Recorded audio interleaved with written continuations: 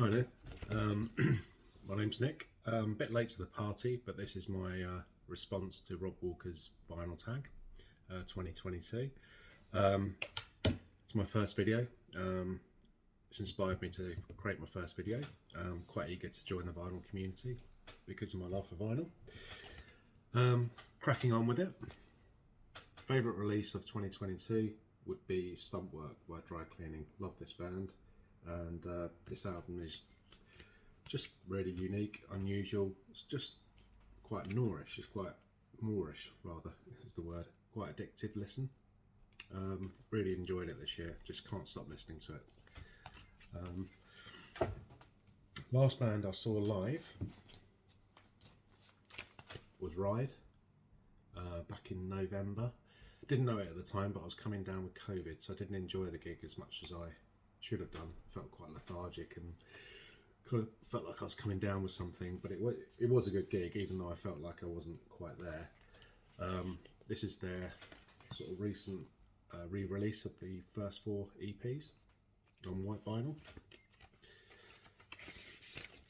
It's a really nice release, just collects all their great EPs, their initial EPs together.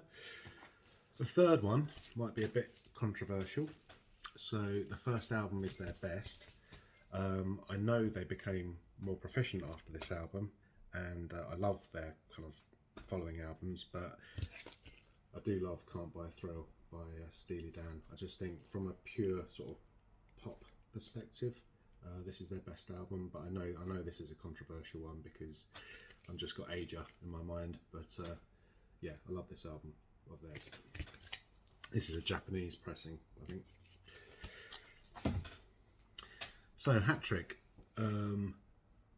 something that I've got on CD, cassette and vinyl. So it's the perfect hat trick, left foot, right foot and header. That'll have to be George Michael, older. His best record. Absolutely loved it. I've always loved this since day one. Unfortunately I didn't get the vinyl on day one. This is the re-release that finally came out middle of last year. Been waiting for this for years because I didn't want to spend the 400 quid on an original, and I've got originally bought this back in the 90s on cassette, and I got a kind of a special edition CD of it, which also includes Upper as well as Older, so some of the remixes basically, so it just collects everything from that period. So there's my hat trick. Starts and ends with the same letter. I'm not sure I'm going to get away with this one, but selected ambient works, but 85 to 92. So if you exclude the 85 to 92, selected ambient works. Not much you can say about this. Sort of the soundtrack to my student years, and pretty much the soundtrack to all my other years as well. Just what an album.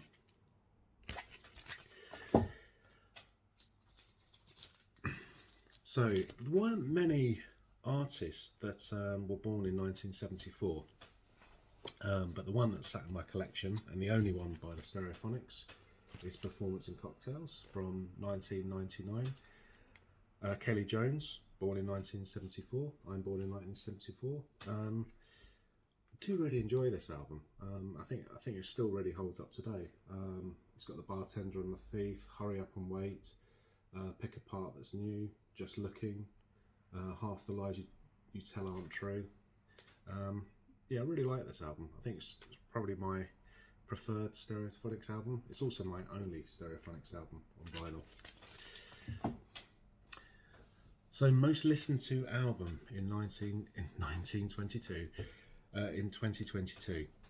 That would have to be Tipping Point by Tears for Fears. Absolutely love this album. It's definitely the album I've played most this year, definitely the album I've returned to the most. It's just the craftsmanship that's gone into this is just unbelievable, and also the life experience that has gone into it. I believe that most of these songs were written after the sort of sad death of his wife, and it's just, everything's just been poured into this album, and it took years to sort of craft and put together. I'd say it's their best album, and that's saying something for Tears for Fears. Artist I've most listened to in 2022 is always Morrissey. Year in, year out, you know, this is the artist I've most listened to, which will probably put off most people watching this stream right now. My daughter, who's 15, has sort of massively got into Morrissey over the last year, under no pressure from me whatsoever. So I kind of hear the Smiths and Morrissey in the house all the time now. Also saw him live with my kids back in November in Brixton Academy, and it was just fantastic gig. It was just, you know, fighting fit, just an inspired gig, and yeah, that kind of revived my interest again. Australian bands, I believe the Avalanches are Australian. So this album's called We Will Always Love You. I think it's just brilliant, this album. This is a triple, actually. It's a triple edition of this album, which I got at the time. Came out at the back end of 2021, I believe. So it's quite a beast to open, this one. Just love it from beginning to end. It's just got a fantastic vibe. Probably more of a summer album, I'd say. Generally, I wouldn't play it so much in the winter. It's just got a summer vibe to it. But yeah, great album, great band. So next one, record people will be surprised that I purchased in 2022. Well, nobody watching this will be surprised because you don't know me. But people that do know me are surprised that I bought Kylie Minogue Disco. I've always kind of liked Kylie really, but this was sort of for sale, strangely, on Amazon for a ridiculously cheap price. It was like £11, and it's also a double, and it's also a nice, I am a sucker for coloured vinyl, a lovely purple vinyl edition for 11 quid. I don't understand. Maybe, obviously it wasn't selling, but it's brilliant. It's a fantastic album, and it is exactly what it says on the tin. It's disco, updated disco, basically. Lovely colour as well. Lovely colour to the cover. Yeah, really enjoy it. It's actually the remixes of the album Disco. So it's even more disco than disco. The original. So band artist I'm complete on. Obviously I'm complete on the Smiths and Morrissey, but don't want to bang on about Morrissey. So I'm going to bang on about Kate Bush instead. So hopefully this is complete. I think I might be missing one here. That's sat on my shelf, but run through them anyway. Kick inside. Never Forever. I think I'm missing one there. The Dreaming. Hounds of Love. Also got The Whole Story, which came out at that time, compilation. Sensual World from '89, I think. I've also got The Red Shoes, but that was kind of in its re-released format and reimagined format in 2011, which was also compiled with a reimagining of The Sensual World on CD. That's just a 12-inch of this woman's work. Great song. And then from the 2000s, I've got the re-release of Burial. So the one that's had Rolf Harris removed from it and her son installed in his place. And her final album. Well, hopefully it won't be her final album. Hopefully there'll be another sort of creative flurry from her, or an album that she's been spending years making. Hopefully on the back of sort of last year's success. 50 Words for Snow doesn't compare, I don't think, with Ariel. I mean, Ariel feels like it's an album again I play in the sort of summer period. This is kind of her winter album, if you like. but my preference is definitely with Ariel, and I kind of place this as her number one. Really, I think this is a wonderful album. I really do. I think this is absolutely wonderful. So that's Kate Bush. A run of 3 albums. A run of 3 great albums. I've picked the band, but I'm going to cheat here. I'm going to go for 4 albums because I could go for 3 one way, or I could go 3 the other way, and I just can't separate these 4 albums. It's a great run of 4 basically, and it's the Beastie Boys. So you got Paul's Boutique, which is the start of it. So they're sort of their coming of age album after License to Ill, which is a little bit juvenile, but this is a real kind of step up. This is it's a bit clunky, this album, to actually use and play. It's like the Avalanche's album. It's a bit of a monster to wrestle with. And then you got Check Your Head, which is much more raw, but absolutely brilliant. And they kind of less sampley, more kind of band, sort of garage band sort of vibe to it. Ill Communication, probably their best, in my view. Just, you know, from Sabotage to Root Down. And then Hello Nasty, probably the weakest of the 4, but still absolutely brilliant. Yeah. So a run of 4 fantastic albums. 80s soundtrack. It's got to be Blade Runner, in my opinion. Just so often play this, you know, if I'm just doing some work, or, you know, just background music that, you know, just comes in and out and becomes foreground music sometimes. It's just, yeah, it's just a fantastic piece of work. Just love this. Lost in 2022. The one I grabbed is this, Specials, obviously because of Terry Hall's passing. Yeah, I think I bought this. I think it's probably one of my first records I ever bought, sort of back in 89, 90. So yeah, it's kind of worn well actually. Still in pretty good condition, even though I've sort of played it many times. I hear there's a new sort of re-release version of this that actually brings out the bass and sort of enhances the sound and really sort of gives this something. So apparently the production on this wasn't brilliant, and the sort of re-release version is. So I might check that out actually. Disappointment of the year. Now, this is actually an album that I like. I think it's a good album, but in terms of the hype it received and the fact that it was following such a great album, I was disappointed, and that's the Pixies, Doggerel. This is a reluctant kind of a entry for disappointment of the year, because I do like it, and maybe, you know, over time it will grow on me. But I have given it sort of many listens. But following Beneath the Eyrie, which I think is just, Beneath the Eyrie fits with their sort of run of first 4 albums back in the 80s and early 90s. But this, I don't think is quite up there with Beneath the Eyrie. It just doesn't have that. I don't know. It feels a bit more B-sidey. I don't know. But maybe in a year's time, I'll change my view on this. But yeah, after the excitement generated by Beneath the Eyrie, this didn't quite match it. Even though it's still good, it disappointed me, because the Pixies are, you know, one of my favourite bands, and yeah, I don't know, my expectations just were too high. I think that was probably the problem. So non-vinyl. I don't have that to hand.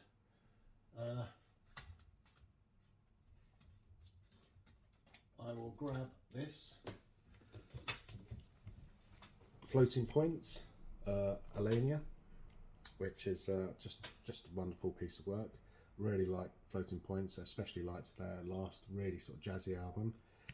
Haven't managed to get this on vinyl yet. I will do, but I picked this up in a charity shop for £1, I think, and it's yeah, it's just a superb listen. Just really nice to have on in the background.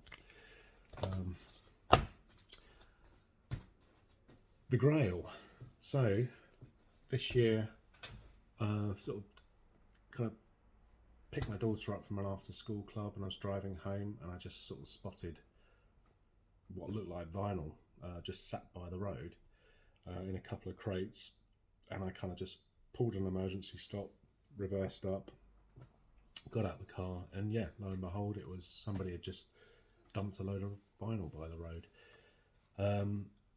I checked all around to make sure that it was obviously had been just left there for the bin men, and it was just, you know, there was rubbish next to it, there was cardboard boxes next to it. It was clearly just left out. Somebody had cleared somebody's house out, and within those crates were some just fantastic albums. You know, not really my genre, just loads of rockabilly, basically just original kind of, you know, loads of rockabilly, a lot of blues in there as well, and some jazz too, which is my genre. So I might do another video kind of looking at those boxes. But within those boxes was Elvis Presley, Rock and Roll, the original, HMV pressing, really nice condition, and in really nice condition. I know how valuable this is. The reason this is a holy grail, I'm not the world's biggest Elvis fan, but because of the similarity, well, it's because of the, you know, the comparison to London Calling album. So that's, you know, it's always been desirable for me to have in my collection. I've played it, actually really like it. Also in that box was Rock and Roll number 2 as well. But it was this was the holy grail because of its because of the inspiration for the London Calling album cover. Very lucky to find that. Within 5 minutes, somebody else would have driven past and grabbed those boxes. Space-themed album covers. So Pixies, Bossa Nova, just continuing my Pixies obsession theme. Speaks for itself. Clearly a space-themed album with lots of space-themed songs within it. First Pixies album I ever bought when I sort of my coming of age album, really. 1990. Is it 1990? When I was sort of 15, 16. Just, you know, would spend all day walking around Maidstone Town Centre listening to this on my Walkman. I've got it on tape somewhere as well, the original tape of it. Recorded in the studio, but I think it still stands up. I think it's an excellent album. Right, last two. So, Christmas gift. So, my mum bought me this, King Gizzard and the Lizard Wizard. I have to read it because it's just impossible to remember their album titles. They're just so crazy. Ice, Death, Planets, Lungs, Mushrooms and Lava. Double album. I think it was their 4th release in December, and just a crazy band. Really, obviously, this is one of their kind of, because they every album is a different genre of music. This is kind of a very sort of deeply psychedelic album, as you can probably tell. Sort of lots of sort of 8, 9, 10 minute songs. Very early sort of Frank Zappa, I would say. Hot Rats type sort of sound. Yeah, downloaded it, really enjoyed it, and I wanted it in my collection. It wasn't a spontaneous buy from my mum, you know. 72-year-old woman didn't spontaneously buy King Gizzard and the Lizard Wizard album, but it was on my Christmas list and she bought it for me. Final one, 1973, and for me it's Goat's Head Soup. So this is the re-release of it with it's a double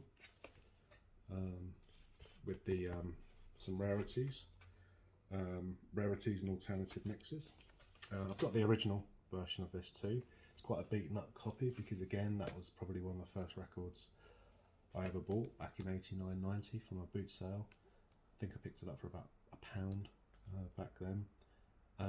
Yes, I know it's not renowned as the Stones' greatest album rather, but it was the first one for me, and I've always got, you know, massive affection for this album. I think the fact that they sound strung out and a bit tired after their kind of run of four or five, you know, classic albums, and the fact that they did, that's the thing I like about it. But it just does sound so strung out and tired, and kind of just exhausted. I kind of like that about it. So yeah, that's Goat's Head Seat. So that's it. That's the Vinyl Tag 2022, and I hope to make other videos. I think I'm going to call the channel Vinyl Armour. It's the first thing I thought of, and I think I'm just going to stick with it. All right. Okay. Cheers. Thank you.